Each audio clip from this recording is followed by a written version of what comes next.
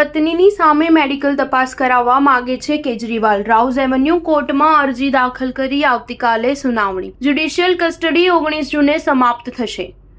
Liquor policy કેસમાં તિહાર જેલમાં બંધ અરવિંદ કેજરીવાલે મેડિકલ ટેસ્ટને લઈને દિલ્હીની રાઉઝ એવન્યુ કોર્ટમાં અરજી કરી છે। દિલ્હીના સીએમની માંગ છે કે મેડિકલ ટેસ્ટ દરમિયાન પત્ની સુનીતા વિડીયો કોન્ફરન્સિંગ દ્વારા જોડાયેલા રહે।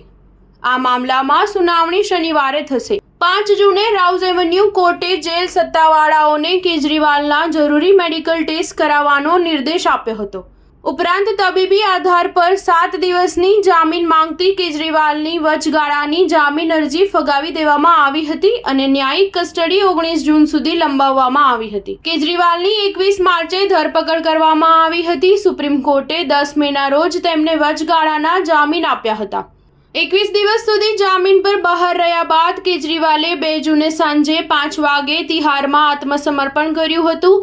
આમ આદમી પાર્ટીનો દાવો છે કે ધરપકડ બાદ કેજરીવાલનું વજન 7 કિલો ઘટી ગયું છે અને તેમનું કીટોન લેવલ ઊંચું છે, જે કોઈ ગંભીર બીમારીની નિશાની હોઈ શકે છે। આપે એમ પણ કહ્યું હતું કે ડોક્ટરોએ કેજરીવાલને પોઝિટ્રોન એમિશન ટોમોગ્રાફી અને કમ્પ્યુટેડ ટોમોગ્રાફી સ્કેન અને અન્ય કેટલાક તબીબી પરીક્ષણો કરવાની સલાહ આપી હતી, જેના કારણે તેણે તેમના વચગાળાના જામીન લંબાવવાની માંગ કરી હતી। જેલમાં હતા ત્યારે તેમનું શુગર લેવલ પણ સતત ચર્ચાનો વિષય બન્યું હતું। કેજરીવાલ અને તેમની પાર્ટીએ એવો દાવો પણ કર્યો હતો કે તેમણે ઇન્સ્યુલિન આપવામાં આવી રહ્યું નથી।